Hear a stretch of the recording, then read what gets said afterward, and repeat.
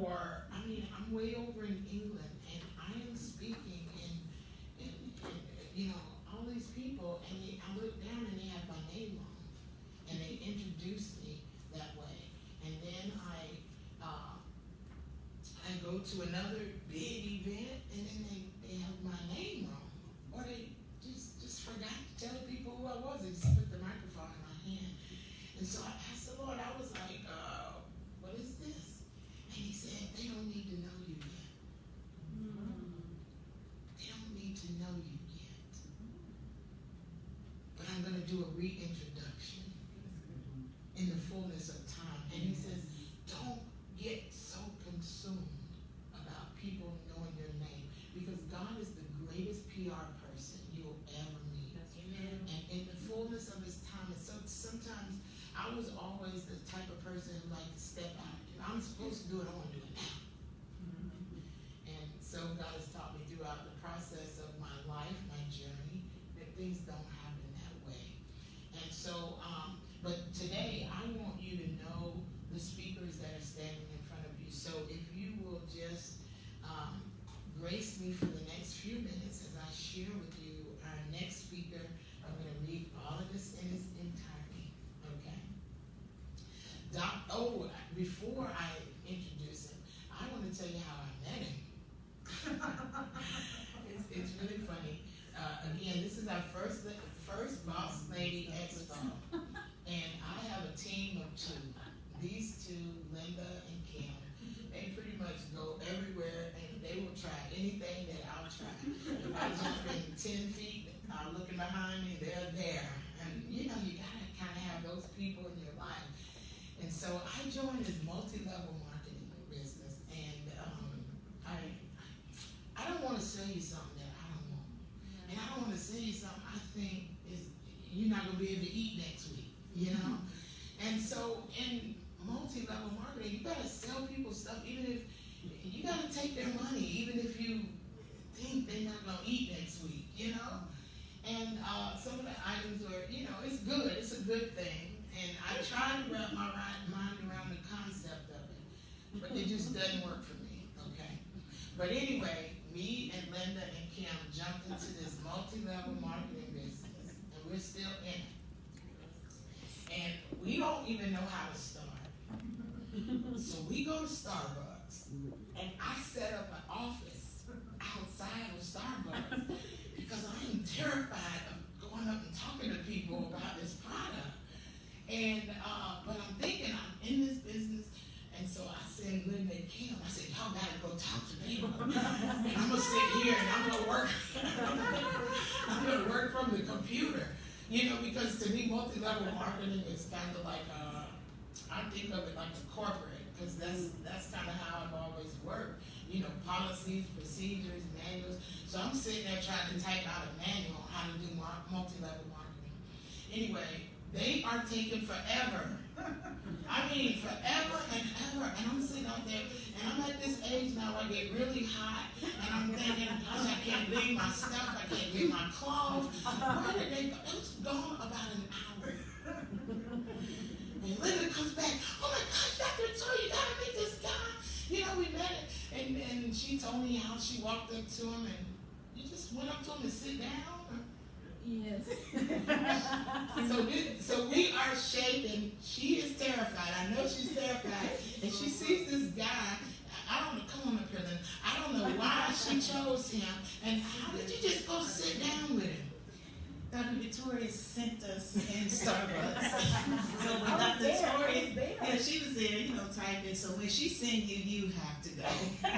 So Kim, I went and I talked to a man. He totally wasn't interested. I came back, and it was Kim's turn to go. Kim was stalling. She came back. She was like, I saw this guy, you know, just sitting there. And I was like, come on, Kim, let's go talk to him. So I was scared, but I didn't want to let Dr. Victoria and Kim know I was scared. So we went. Dr. Rollan was sitting there with his Mac laptop. He looked like a businessman. So I just walked up and sat in the chair in front of him. And he looked like,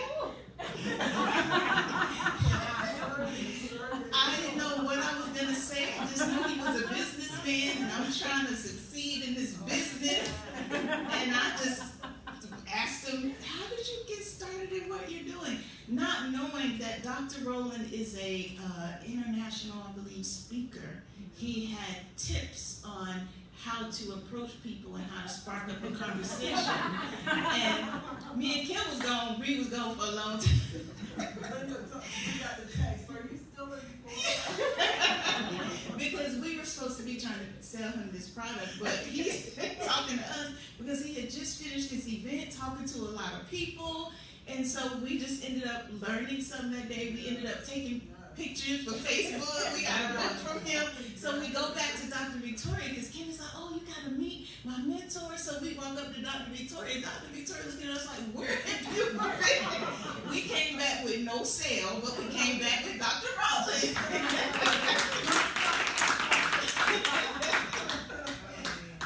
Oh yeah, and so I get up from the computer and I don't know what to say because this is a new world for me. And they tell me he's got this book, and you know I have to play the role. I have to at least act like I know what I'm doing. You know, so Dr. Rollan, if I came across really funny that day, it's because I didn't know what to say, honestly. But ever since then, you know, I just knew that, you know, it takes a very special somebody to come in and understand women and accept an invitation, like boss women, you know. But Dr. Rollan, he is an internationally renowned best-selling author, CEO, media personality, and former CEO of the Hoverboard company, the single highest global consumer product of 2015. In addition to being recognized as the top 100 most influential Floridians, a Central Command Civilian Task Force nominee for the Department of Defense, and a speaker at Harvard University. He has led several global high-growth companies and has a record of creating some of the fastest growing companies in America. He has a doctorate degree in global business and entrepreneurship, holds 2 patents, and hosts the CEO Cruises. Radio talk show host January 1 through 2018. He's still doing that here in Orlando, Florida, by the iHeartMedia, the largest radio and television outlet in America, who reaches 250 million listeners monthly. Wow, that's a lot. 99% of the people over the age of 18 in the U.S. Courageous Radio is a weekly 1-hour call-in business radio show with Dr. Rollan. It is the only national business call-in show on radio and airs and streams live every Friday at 6 p.m. Eastern on 102.5 FM and AM 540, and streams live on iHeartRadio and Facebook Live. Dr. Roberts interviews world-renowned business titans and opens the phone lines to help callers start businesses, grow businesses, enter new markets, turn companies around, launch products, and deal with everyday life as an entrepreneur. Hear from entrepreneurs all over the world, calling with their life, business, relationship, and advice, struggles, seeking solutions, answers, and godly counsel. Courageous Radio also educates entrepreneurs and business owners on building a company with integrity and excellence, while also giving listeners the tools to significantly multiply their revenue. Dr. Roberts shares actionable counsel on strategy, marketing, branding, sales operations, finance, and funding to grow and prosper as a kingdom business. Listen as Dr. Rollan turns companies around, redirects dead relationships, instantly improves productivity, and dramatically restores happiness, joy, and peace. So, ladies and gentlemen, please put your hands together and welcome Dr. Rollan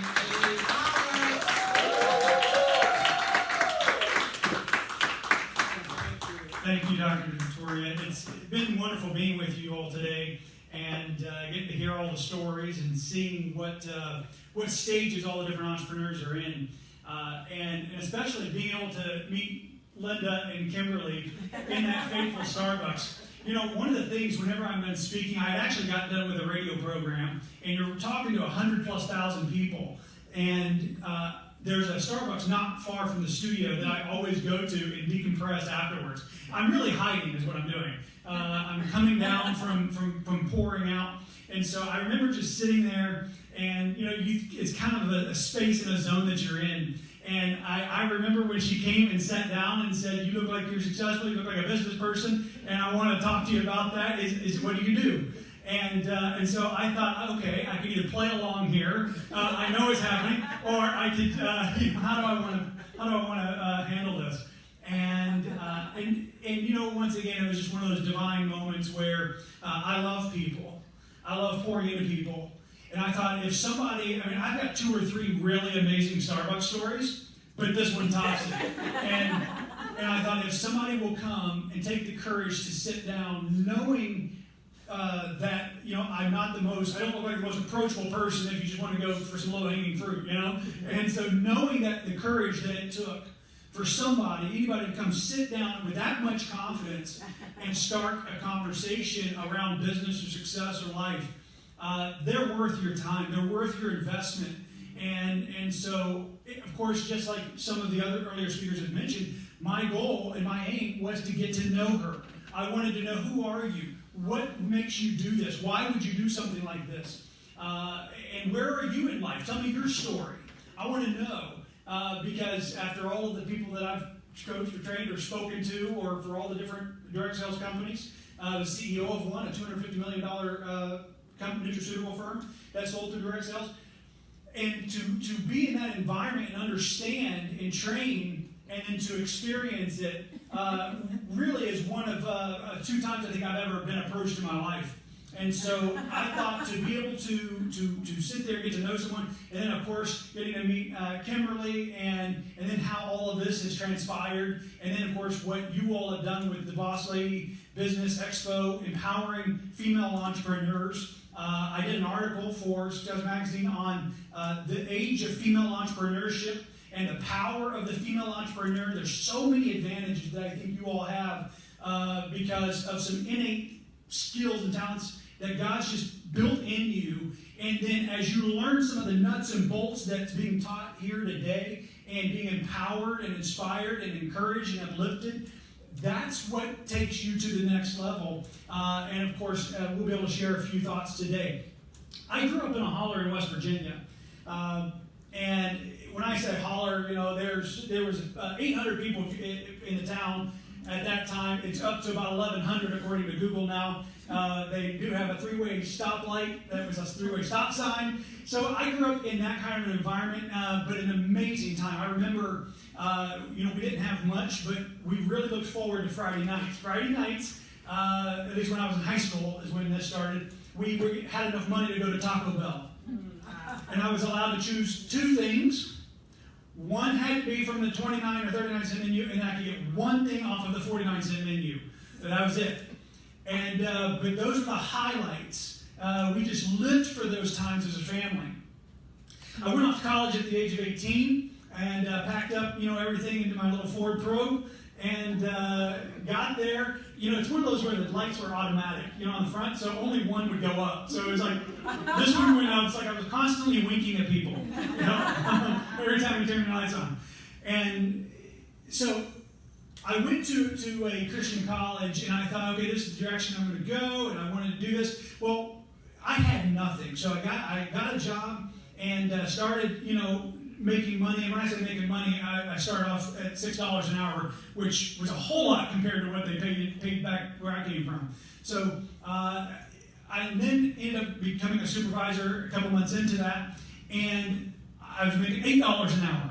And I thought, oh, goodness, the story of the talents. How do I invest all this money in this newfound wealth that I made? I kid you not. And so I would go, I was still broke as a church mouse. I would go to a bookstore on Saturday mornings. I couldn't afford to buy the book still, but I would sit there and read. I would eat at a very cheap buffet for college students next door, get super full, and then sit there and read until the store closed at 11 o'clock. and I would have a stack of books on investments, real estate, stock market, the whole 9 yards, because I didn't know. I just knew that I needed to do something with this money. And so after doing that for a couple months, you finally get tired of just reading about it and hearing about it and listening and hearing everybody else's story about how they did it. And you're like, that's it. I'm doing it. And I ended up buying my first house and ended up, over the next 18 months, built several $1 million of a real estate empire, getting apartments, new construction, building additional housing, single family, commercial, I mean everything related to real estate I invested in. And just really had some amazing things happen. One of the lessons, though, that I had to learn was that you got to be careful who you trust. And the agent that helped me with the very first house, I latched on to him, and he latched on to me. And he saw a pony he could ride to the Derby, to the finish line. And I saw somebody who I thought, this man knows how to make millionaires. If he tells me to do it, I'm going to do it. If he tells me to stand in the corner on my head for 3 days, I'm going to stand in the corner on my head for 3 days. I will do whatever it takes to make this happen. The problem was I was trusting the wrong person. And it didn't come out for a couple of years. And let me tell you something, ladies. Time will either promote you or expose you. Wow. And in his case, it ended up exposing him. But every time time exposes somebody in your life, you will feel pain. You will be hurt. You will either be hurt emotionally, you will be hurt financially, you will be hurt relationally, you will be hurt spiritually. I mean, you will get hurt every time the snake bites. But it's a great learning experience when you actually learn from it. And so I ended up losing everything. I remember that Tuesday morning whenever I got a call. Well, first of all, he had power of attorney over my life. Literally, every little thing. If I had an issue, I didn't call the police, I called him. He was my fixer. He was my everything, and which was part of the problem. And I remember the day that I called him because I got a call from the bank and they said, hey, your construction loan, it was nearly $1 million, said it's due 7-day notice. So it's due in 7 days. So okay, I said, just transfer it from the account. They said, it's not in the account. Okay, check again, because they called me once or twice before and they said, oh, your money's not in the account, or it's over in a different account. They just didn't process it right or count it right. So I said, just check again and call me back. They did. They said it's not there. They said Steve he took it out. And I said, okay, well, I'll call him. So I got off the phone and I started calling him. It was the first time in 2.5, 3 years that he never answered the phone. First time ever when I called. I ended up, obviously, with each missed call, started panicking more and more. I was 22 years old. Never been in a situation like this before. And I never got a hold of him, but about an hour later, I got a call from the FBI asking if I knew where he was. And of course, I'm trembling, and I said, no, but if you find him, let me know. And they said, we know where your money is, and you'll never see it again. You can, and I said, what do I do? I started crying, and literally I'm crying on the phone with them. What do I do? And they said, well, you can, go, you can sue him, and you'll get a judgment, but, he'll be in prison for so long, he won't have the ability to earn it. And that's when it's going to take you several years to even do that. Or you just let it go. And I'm thinking, let it go? How do you let millions go? Easy for you to say, bud, But it was one of the greatest lessons of my life. It was also the lowest point financially. I remember I lost absolutely everything. I mean, I know what it's like to sleep in my car for 2 months. I know what it's like to have to sell the ceiling fans. I know what it's like selling the oven and the refrigerator and literally having to scrounge 27 cents together to put in a gas tank to get to a job interview. And by the way, if you've never walked into a gas station to prepay 27 cents, I can just tell you how that feels as a man, as a human being, how much, what that does to your psyche, what that does to your ability to just confidence and dignity is really what you lose. And I remember thinking, it's just hard for an empty bag to stand up straight. Mm-hmm. It's really hard for someone who's lost everything to be what they can be for other people and for themselves even. And so I remember the very last day at the lake house, I was moving out, and I was sitting there was a bench in a garden area that we had near the lake, and I sat down on the bench. And I remember thinking to myself, do I end it? Like, am I done? I've made more money than most people will make in a lifetime. I've lost more money than most people will make in a lifetime as well. And, was it luck? Can I do it again? Or should I just kind of give up on this dream? Like, you had your chance, you had your run.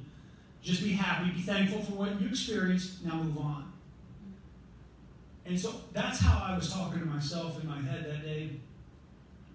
And I think it was probably around 30 or 40 minutes later, I remember saying to myself, something just clicked in me, and I was like, today is the poorest I will ever be the rest of my life. I sat there staring at that lake and the ripples across the lake, and I was just like, I wasn't super confident and everything else. I was just like, that's it.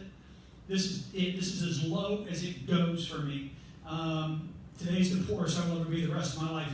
And one of the other things I remember in 2013, I had gone through a tough divorce, and that was the lowest point in my life as a man. The other one was the lowest point financially. And I remember, but that's when God got a hold of my heart. That's when I gave my life to Christ, was through that crisis.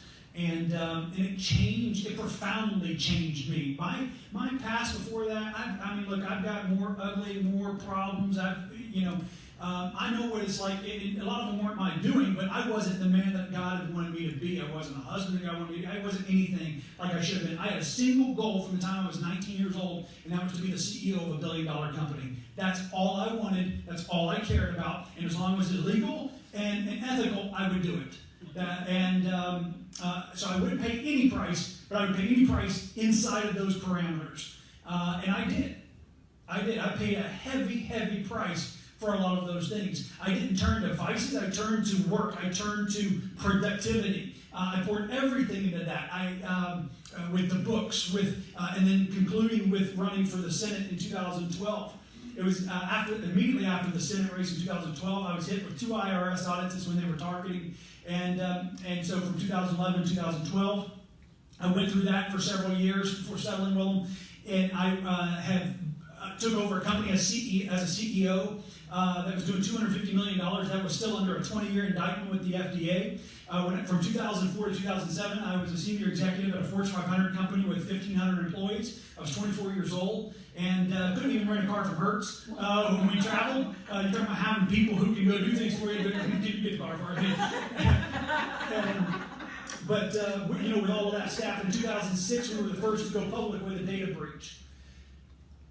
And there was that required, I was tasked from the CEO to head up that crisis response. And that's when I spent the next 2 years. The stock price went from $48 a share down to $11 a share. It was a nasty bloodbath. I spent the next 2 years negotiating with the FTC, testifying before Congress, helping write new legislation to get it through, and then, and of course, ended up settling with them and leading that effort. Ended up launching me into a crisis response and crisis management world for companies and for high-profile individuals and other people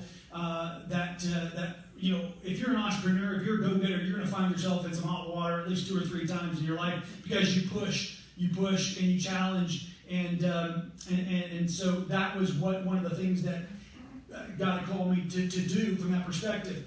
But I've dealt with every alphabet agency, it feels like, under the sun. I know what it's like to make money. I know what it's like to lose money. I know what it's like to love. I know what it's like to have, to be loved at 9:30 at night and then have their bags packed at 9:30 a.m. the next day. I know what pain is. I know what loss is. And I know that you're going to experience all of it on your entrepreneurial journey. But what I can tell you is this.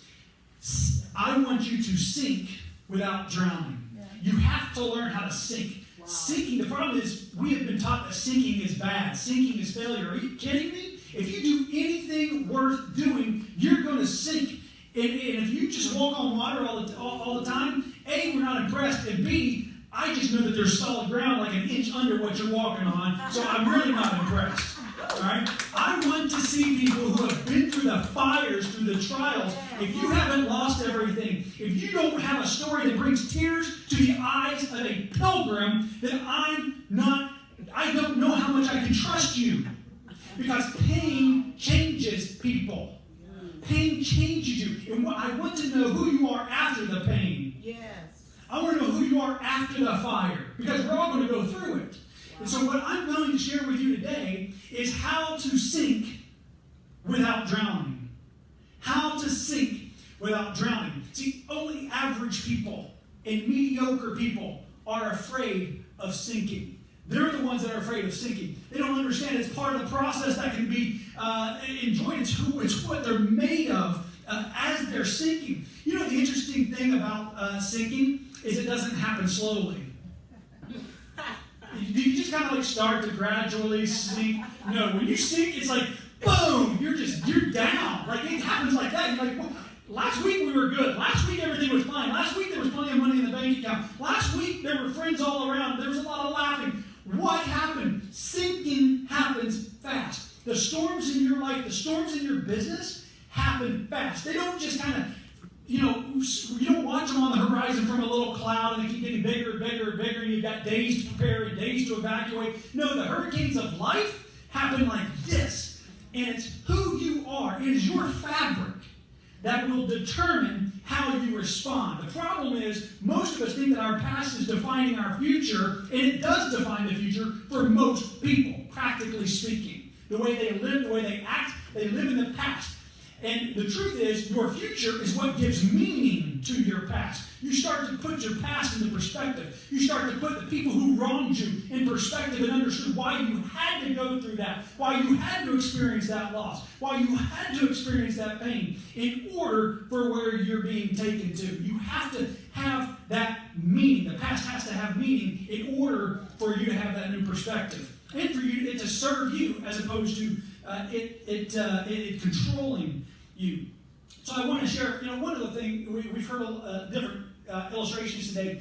There's a story in the Bible that talks about with Peter, and he and his buddies were out on a boat, and a storm did come up suddenly, and so they're looking around, but then they see a guy that looks like Jesus, out there, and Peter, it's so funny to me because he's like, hey, Lord, if it's you, tell me to come to you, bid me to come to you. And of course, I'm thinking to myself, it's amazing how he said, if it's you, like I can't really tell. I'm in this storm right now, and I can't even recognize you. I can't even recognize the good and the right. I don't even know what's up from down because it's just all blurry and it's all fuzzy right now. But if it's you, tell me to come to you. And he said, come. And Peter's like, so he steps out of the boat. When you started your business, when you took that step of faith, and really it's not a step, it's a massive leap, I understand. When you take that, when you jump out of the boat,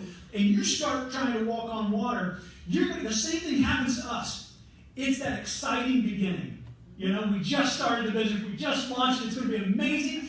We have these goals, we have these dreams, we know what we want from an income perspective, we know how this is going to change our lifestyle, how we're going to be able to bless a lot of other people, we know the influence that God's going to get. We have it all in our minds.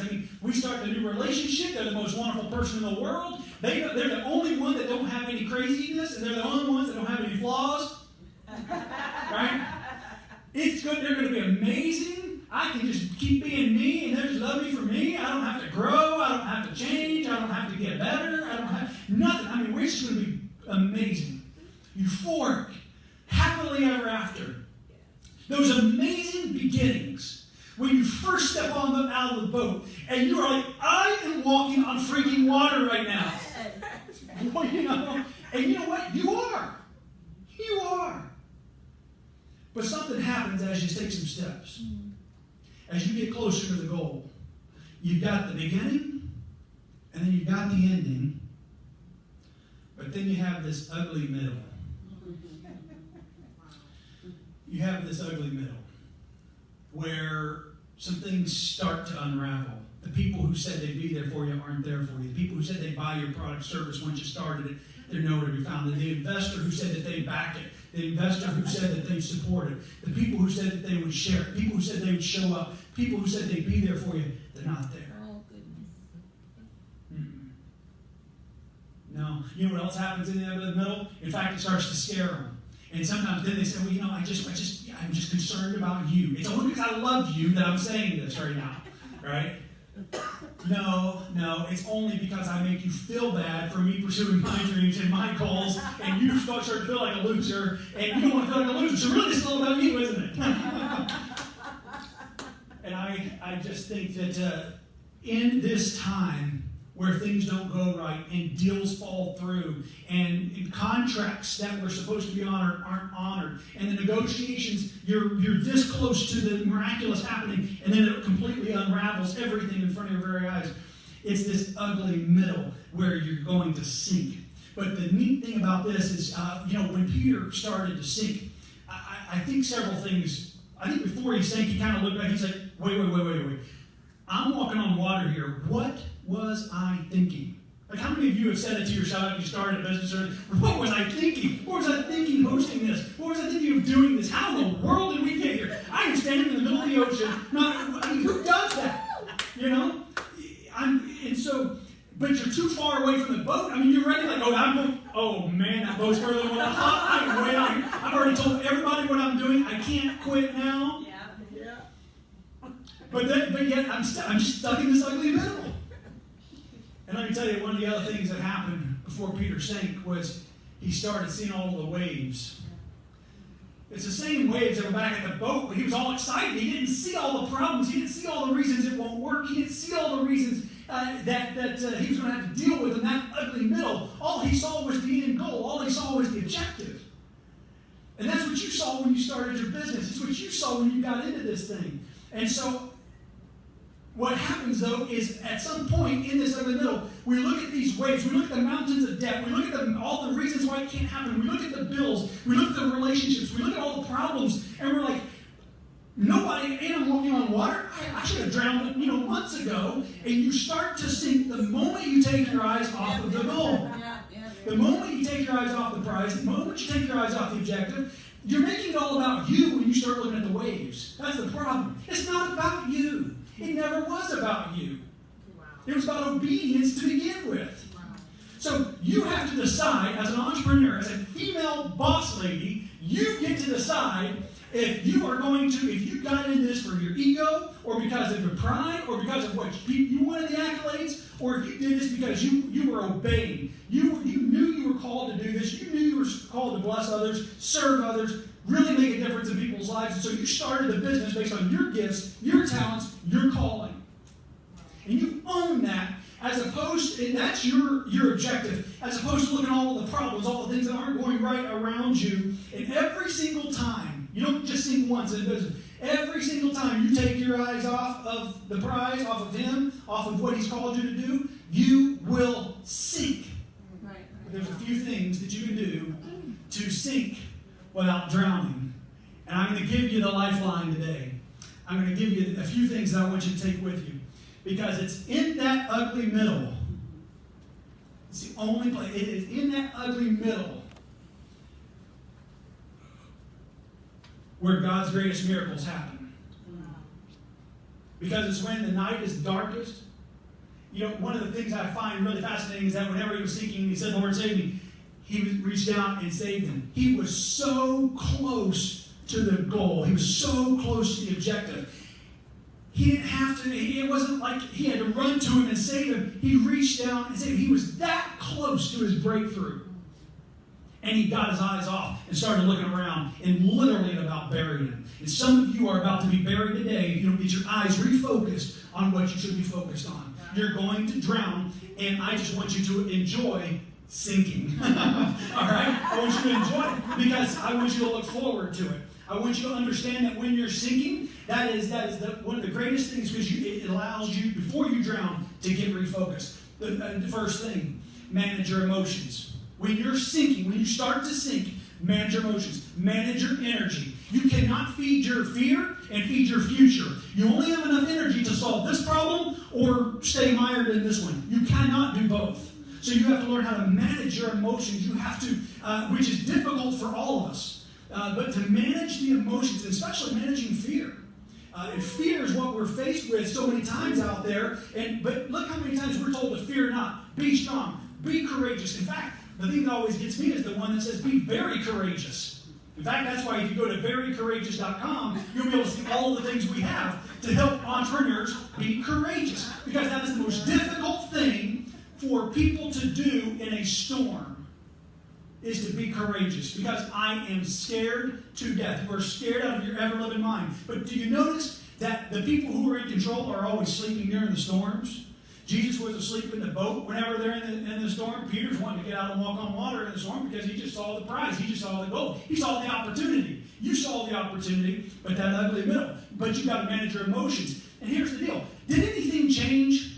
From the time he got out of the boat to the time he started sinking, nothing changed with the conditions, the environmental conditions. Everything was still the same. The problems you see now in your spouse and in your person, and the problems you see in your business, and the problems you see in the market that you're in, and the competitors that now you see everywhere that you didn't see before. You know, it's kind of like whenever you buy a car. I bought a white Mercedes. All the next thing I know, everybody's driving a white Mercedes. Nobody wasn't driving a white Mercedes. It's like, come on. And so I get the black on black BMW 750. Okay, then they all have black on black 750s going on. It's like, there were none before. But it's because we didn't see them. The conditions have not changed. What's changed is your ability to manage your emotions. Your ability to stay calm. Calm is a superpower. Being controlled and being humble and being tempered by a power greater than us. That is how you manage your emotions. And I think there's one thing I want to address, especially for entrepreneurs, because we're all got a little renegade in us, right? That's why we do what we do. There's a little edge to us, and we got to learn the hard way. And you can have 1,000 mentors, and you're still going to go out and do it your way, and fail, and learn. There's only two ways to learn, incidentally: mistakes and mentors. Most people choose the first, but the second is a whole lot cheaper. It's a whole lot cheaper. So I as an entrepreneur, you really start to develop an instinctual trust in your gut, and in seeing what other people can't see, and doing things that other people tell you can't be done. When I was CEO of the Hoverboard company, we dealt with two major crises. You may remember. We were, number one, we had over 300 Chinese manufacturers knocking off the hoverboard. That's not your legal competition, that's your illegal competition. They're not playing by the same rules as you. What do you do when you're an ethical company trying to win against unethical businesses? Over 300 manufacturers knocking off the product. Second thing, those knockoffs caught fire. So when people say, I'm handling a fire in business today, I'm like, don't even talk to me about it. You don't even know what handling a fire in business is. Or I'm handling some fires today. No, literally, they're catching fire. And then the other thing was we were banned from every institution known to man. It seemed like, every day I'd wake up to a Google alert of, Delta banned them, American Airlines banned them, and this school campus got abandoned them. And then I remember whenever Samsung's smartphone got banned last year from the airlines, I literally emailed the CEO and I was like, here's my number. I know what it's like. But when you're going through that ugly middle, you're having to manage your emotions when you're getting alert after alert after alert, and you can either feed into the hype or you can detach yourself. I had to understand the difference between, get this, insecurity and intuition. See, the problem is a lot of entrepreneurs, they say they're doing what they're doing because of their intuition. I'm just following my gut on this marketing thing, this investment, this plan, this piece of equipment. Or doing or not doing something, they call it intuition. And maybe it is. But what I see, the biggest mistake I see for most entrepreneurs is it's insecurity. That's not your intuition, that's your insecurity. That's why you don't want to do this. That's why you don't think it's the right move. That's why you don't think it's the right time. That's why you don't think this is the right deal. Not because you're a wise old sage and this amazing intuition that's been developed over hundreds of years sitting under a tree somewhere. No. It's because you're afraid. You are flat out afraid. You know how you can tell the difference between insecurity and intuition? Your insecurities are always going to create anxiety and fear in you. And there's an anxiousness to it. And intuition will give you a calming feeling. I mean, and I'm talking about emotions and managing your emotions, so you have to be aware of your emotions. And emotions are not bad. Emotions are not wrong. but we also have to choose them. After we have an initial response to a situation, but then from that moment, I can choose what my emotion is. I don't have to be mad. I don't have to get angry. I don't have to get bitter. I get to choose the second emotion that happens right after the natural emotion. Right? If it doesn't serve me, I want to choose another emotion. And so in those moments, the insecurity will give you an anxiety, a lot of anxiousness, and then the intuition is a calming. There won't be worry with that. And then, one of the other things is insecurity is fearful. Intuition is confident. It's a quiet confidence, but it's like, I really just believe we should do this. I really believe that we should not do that right now. I think next month is the right time, or next week, but I don't think this is the right time to do that. And it's not out of fear, it's just out of an intuition breeds confidence. The other thing is, where is the insecurity or intuition comes from? Insecurity comes from the mind and the thoughts, which you usually work yourself up in a frenzy. It starts with a thought, and the next thing you know, you are so totally obsessed. And it's kind of like I remember my dad talking about with my mom.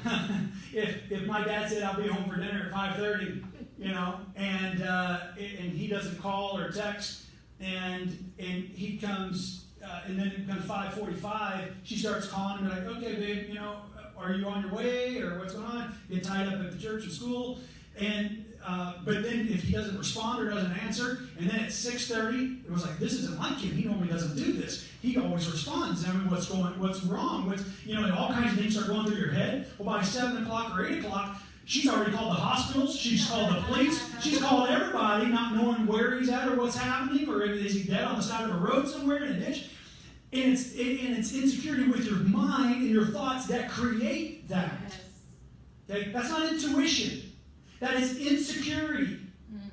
That will screw up every relationship you ever have. It will screw up every business you ever try to start. You are much better off going and get a job working 9 to 5 somewhere and just barely making it because you have a much easier life. Or the other option is to learn how to deal with it.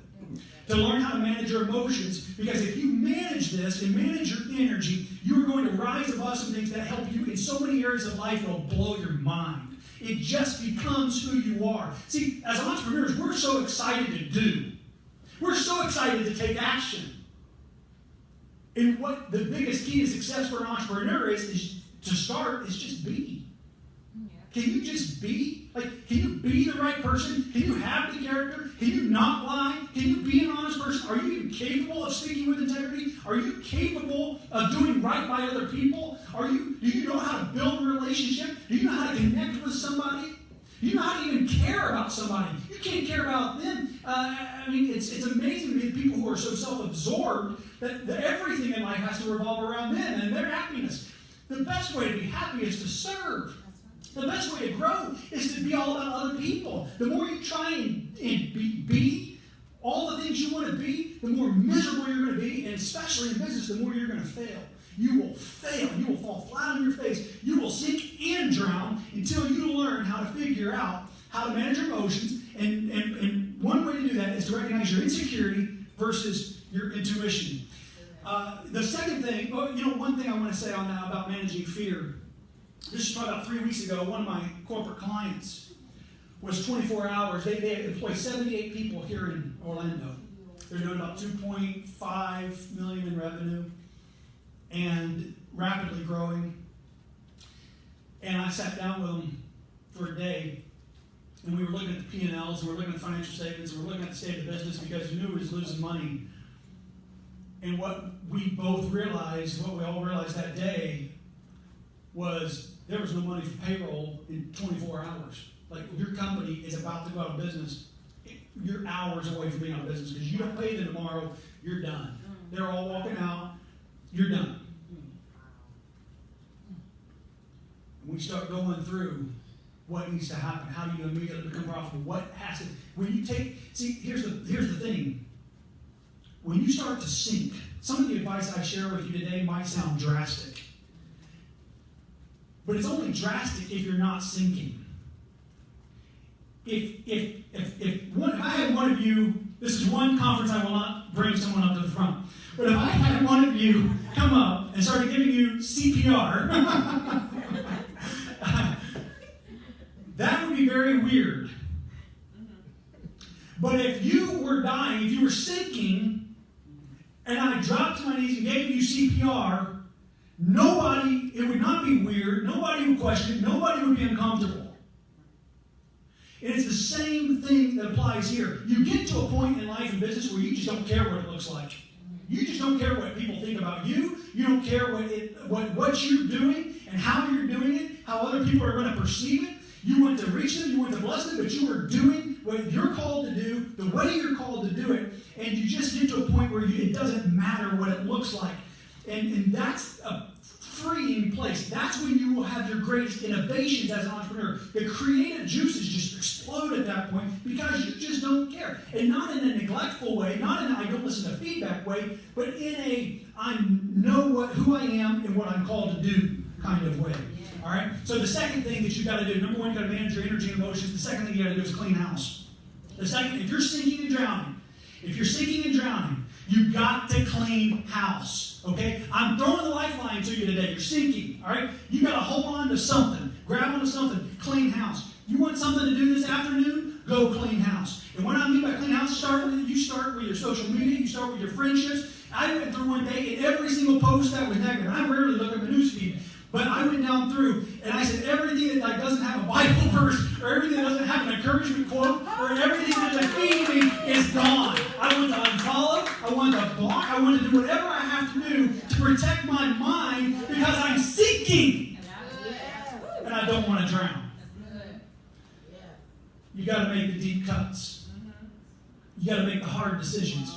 You got to look at the friendships. You've got to look at the relationships. You've got to look at the next door neighbor. You've got to look at the people on your team, the people that you're around, the places that you visit, the casual friendships and relationships. You've got to clean house. I cannot tell you how critical it is that you control who your friends are. You are or soon will be who your friends are. You've all heard it said that your income is average your 5 closest friends. It goes way beyond money. You start to become like them. You make decisions like them. You dress like them. You talk like them. You think like them. You start becoming who they are, and you claim it as independence. And no, I'm coming to myself. No, you are becoming like everybody you're hanging around. And it's kind of like somebody that that sleeps with the pigs, and they don't even recognize that they smell like a pig. They just think that everything's normal, and it's not. There's an odor. We smell it. We can see it a mile away. There's problems here. There's warnings. There's red flags. You've got to be careful who you spend time with.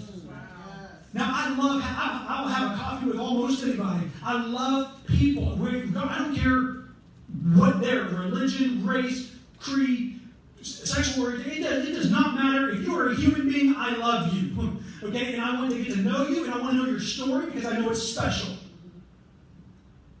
But we may not spend hours together. We're not going to hang out.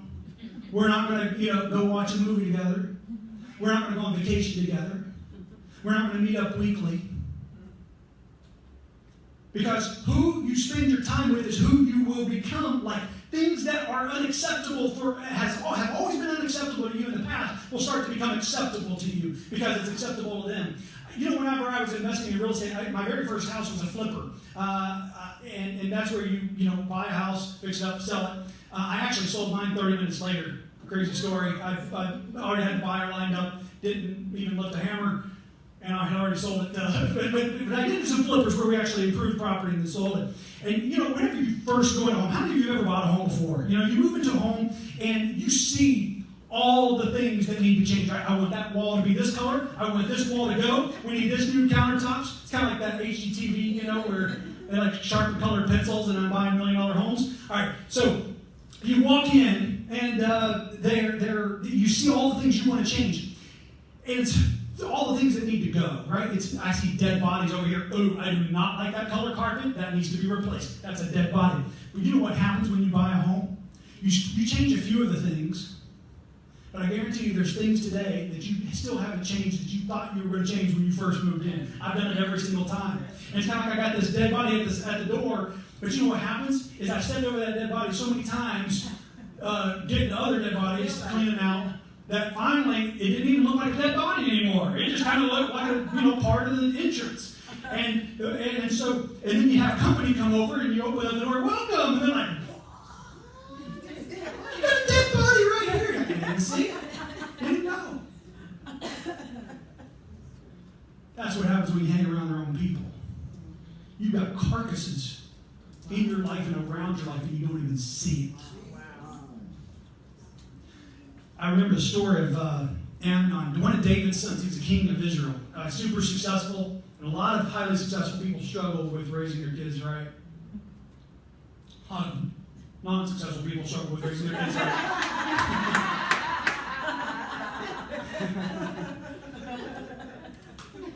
But David struggled. And he had Amnon, one of his sons. And then he had Tamar, who was Amnon's half-sister. And he had the hots for her. She was apparently smoking hot. And he was just like, oh, I want her. And one of Amnon's friends, Amnon, one day was telling one of his buddies, man, I'd love to have her. She's so amazing, so hot. You know, I'd love to have her. And his friend said, well, Amnon, you're the king's son. You can have anything you want. Why are you even fretting over this? Why are you even telling me about this? Just go have it. Here's what you do. Hey, Amnon, I'll tell you what you do. You go to him right now. You tell him. You know what it's like when your girlfriend starts telling you exactly what to do and how to handle your relationship, how to handle your business, right? This is what Amnon's friend did. He said, David, Amnon, let me tell you what to do. I want you to go right now. You go act like you're sick. All right? Daddy's going to be like, oh, son, what do I need to do? What can I do to help you? Because he has a good heart. Right? So he's going to, and you say, man, I just had, maybe Tamar brings some cookies. So I'm just going to rest, And he's like, all right. So Tamar brings him some food. She comes in the room. He starts hitting on her, making the advances. And she's like, man, what are you doing? You're going to destroy our whole nation in Israel. And what are you doing? And he ended up forcing her, raping her. And ironically, it says after that his hatred for her exceeded the love that he ever had. But what's ironic to me is that Amnon did something he never would have done. And it was in his heart and it was in his mind. But he had never acted on it. Until the very next verse where it says, but he had a friend. Wow. But he had a friend. But he had a friend. But he had a friend. But he had a friend named Jonadab. And what I want to know is, who's your friend's name? Who's your friend's name? See, do you think your business is struggling because of marketing, because not enough clients, because not enough investment capital, because of this? Oh, no, it's a person. It's a person. Wow. You want to talk about cleaning the house? Think about Moses. I mean, can you imagine the motivational speech that Moses gives to the children of Israel? All right, look, we're all slaves right now, all right? But I'm going to lead you out of this. No more slaves. Here's the vision. You see the Lamborghinis, the cars, the homes, the jets, the yachts. It's going to be amazing. No more, nobody telling you what to do. Nobody telling you where you can go and how hard you have to work. You are yourself. It's freedom, baby, freedom. And they're like, yes! I think about like Braveheart. Trying to be like, yes, freedom. And then they get out. They see miracle after miracle, with the Red Sea, and trust me, as an entrepreneur, our backs are against the Red Sea multiple times. Like we need a parting, our own parting, whatever that looks like. So we've been there multiple times. Once again, that's a sinking experience, but you'll learn how to sink without drowning by doing these 3 steps. But they get through that. But what I find most interesting,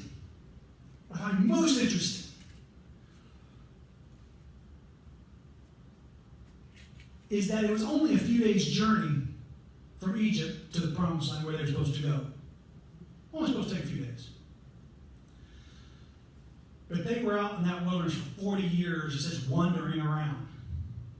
Well, it's because they didn't have, Siri. They didn't have GPS, right? No. It's ironic because God said, there's people, because of the unbelief, because you didn't believe that I was going to do this, you're going to wander and die. You're never going in. You won't even see it. That's right. And there are people in your life. The problem is, there were people who had to wander for 40 years before they could go in. And some of you have been in the wilderness. You are in that ugly middle. You're in the wilderness.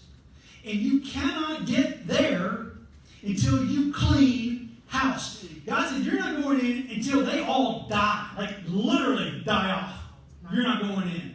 And until you let go of some of the people in your life, the carcasses, the dead bones in your life, and it's not because you're not worthy, and it's not because your business doesn't get to see the promised land, and it's not because you're not going to get there, you're just not going to get there until they're not a part of your tribe anymore. Yes. You're not going to get there as long as they're part of your posse.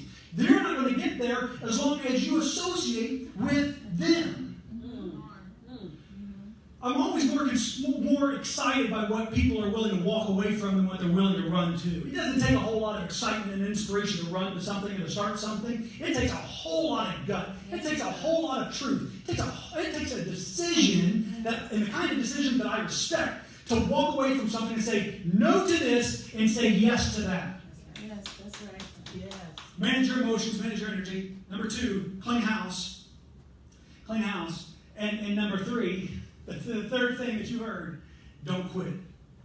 Don't quit. When you're sinking, you can't quit. See, there's three enemies of success. Doubt, discouragement, and distractions. Doubt is, I know it's possible. I've seen it done. I've seen other people walk on water. I've seen other people build a big business. I've seen other sweet shops. I've seen other cake shops. I've seen other bakeries. I've seen other people succeed in the very industries I'm doing. I know it's possible. I just don't know if it's possible for me. Right. I know they can do it, but can I do it? Now, the second enemy of success is discouragement. Oh, we're all going to get there, and I'm telling you, there are more dead bodies along the side of the entrepreneurial trail from discouragement than there are probably from anything else. Right. You just get discouraged. And the problem is, we think it's wrong to get discouraged. No, it's just an emotion. I mean, look, even Jesus didn't want to have to go through at the very end. He went through the whole ugly middle, and at the end, he's like, can we make this pass? Is there any other way we can do this? This is so painful. This is a problem. I mean, he didn't even take his whole tribe with him to stand with him. It was that bad. Sometimes you just are alone. You really are alone. Stop thinking that life and fulfillment is found in all of these other things when they're in the times of crisis, the times when you're sinking, you're alone. That's the best place. It's the only place to heal. It's the only place that you're going to be safe. It's the only way to not drown is when you're getting alone in that place. And so, the discouragement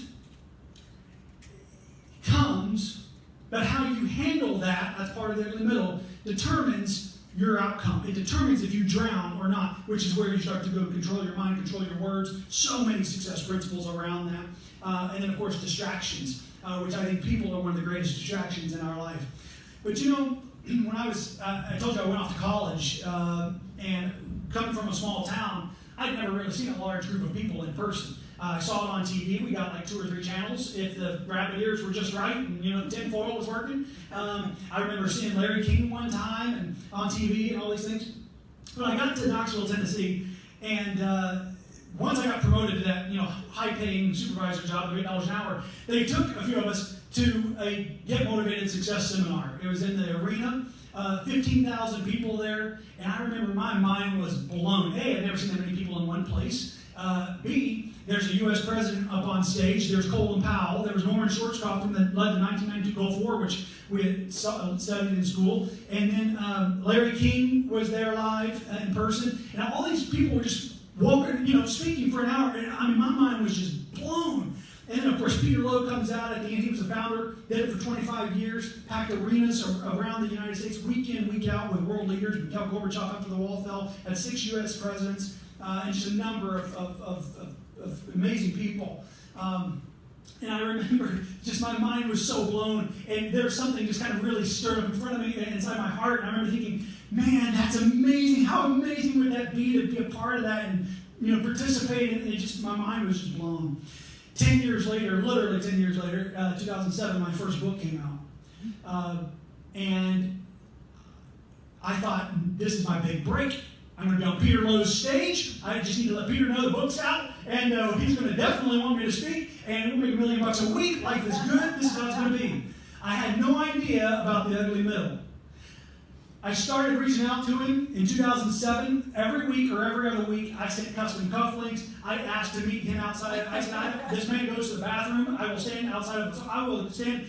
He travels. I will meet in an airport. I will do whatever I have to do. You tell me where to be, and I just need 30 seconds to introduce myself. And I want you to know I followed up for 2 years. I could gone on and become the CEO of another company, and I couldn't have done it even if I wanted to at that point. But it didn't matter. At that point, it was about this man's going to meet me and see if there's any relationship here. And so finally in 2009, he agreed to meet 2 years later. And it was at 2 o'clock in the afternoon at a seminar. And so I remember going down, I had a special pass, and I'm going through the tunnels of the Civic Center, or the arena there, and Laura Bush and the Secret Service were walking right by me, Zig Ziglar's up on stage, and I was like, I made it, this is it, this is it. And I had my one book and my one CD. That's all I had. But I thought that was everything. It was my staff, it was the only thing I had, it was in my hand. And I remember we go through the green room, and you're seeing all the speakers that you saw on stage earlier that day. We walk back to the room off of the green room, and it literally looked like a CIA interrogation room. It was like one light bulb, kid you not. I mean, if you've ever been underground in these arenas, it's pretty stoic. But like one light coming down, he had 2 chairs facing each other, on like a table. And so we sat down, and he goes, "Okay, what can I help you with?" And so I started, who I was and what I was doing, and he just, look, I'd love to be able to speak, and tell me about your project. Do you have any other project? No, this is all you need, And so we had a cordial 10-minute conversation, and I was kind of done at that point, because I thought, okay, there's nothing here. He's like, well, we're going to do some business things, so if that works out, then we'll reach out to you. And that was in 2009. It was 2015. I forgot about it after that. I had let it go because that was all I wanted to do. 2015, I had just landed in Orlando, Florida. It was beginning of April, and I had not even stepped foot in the state of Florida that whole year. I was still CEO of the Hoverboard company, and I was doing a lot of travel. And I flew red-eye. I landed at Orlando International probably like 8 o'clock in the morning.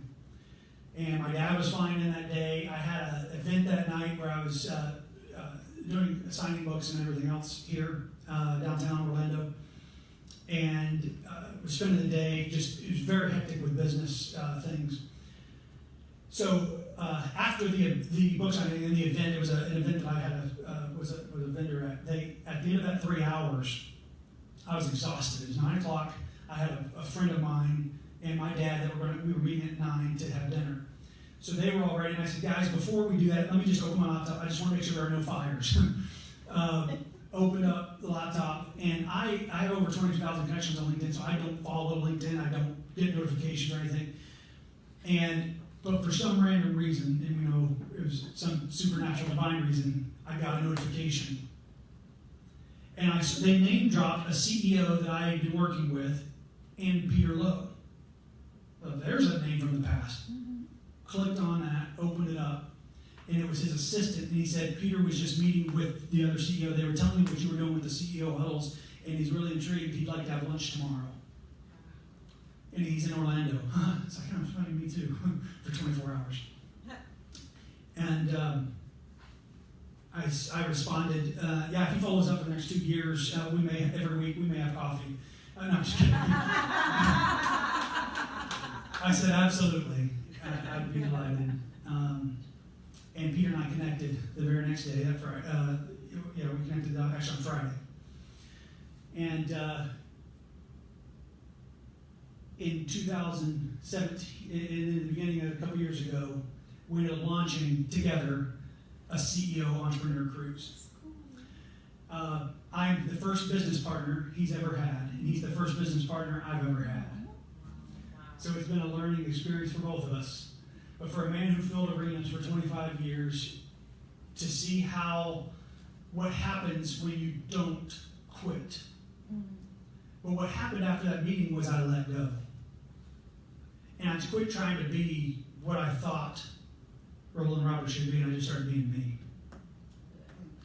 And when I followed my calling, when I did what I was supposed to do, when I followed this ugly middle that didn't make sense to me or anybody else, and then you end up right here. And our next CEO cruise, it's a 3-day, 2-night, all-inclusive, faith-based.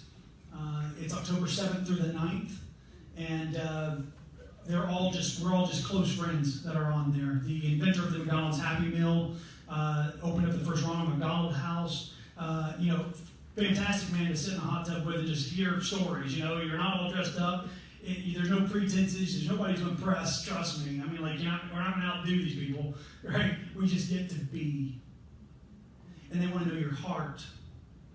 And then whatever it is that you're doing, it's like, how can I support? How can I help? How can we grow it? How can we scale it? How can we enlarge your territory with this? Because of who you are, not because of what you do.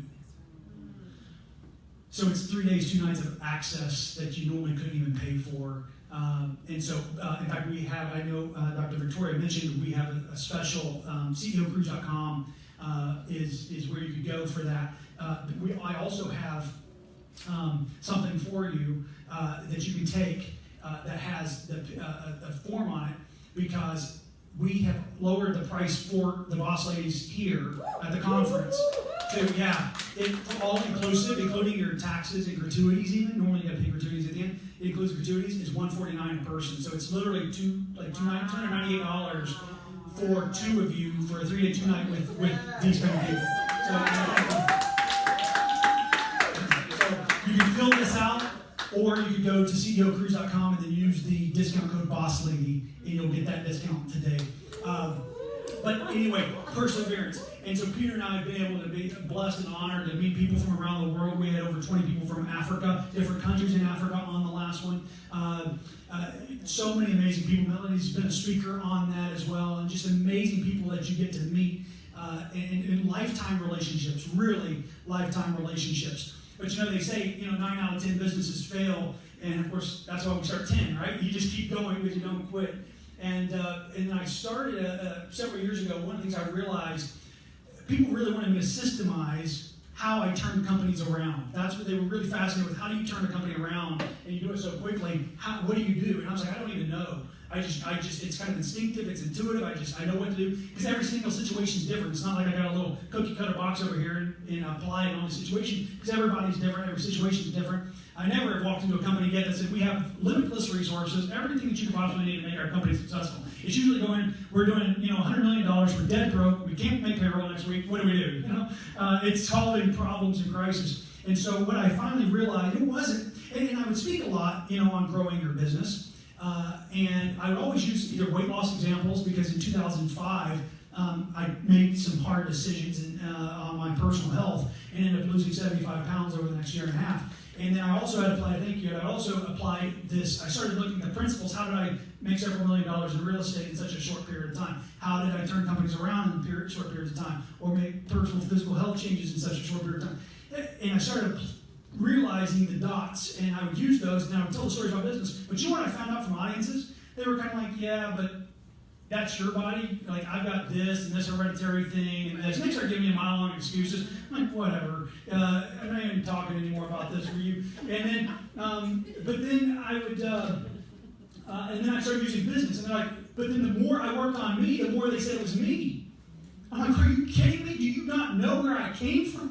If you saw me then, you would not be saying that. But one of the things that I did realize was when I ran for the Senate in 2012, I applied the same principles to win that race that I applied to turning companies around in weight loss. And I kind of documented it in a booklet called The 90-Day Race. It'll take you 34 minutes to read. It's the secret to massive results. It'll be in every Costco, Walmart, Target, BJ's, April of 2019.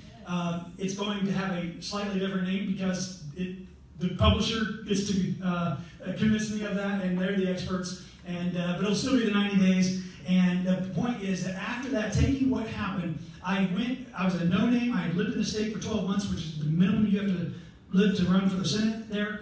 And I was running against somebody that had never run for office before, never even had political ambitions prior. And I was running against somebody who'd been with the incumbent president of the state Senate and had a war chest to win campaigns and to become the governor of the state and move on to other political ambitions.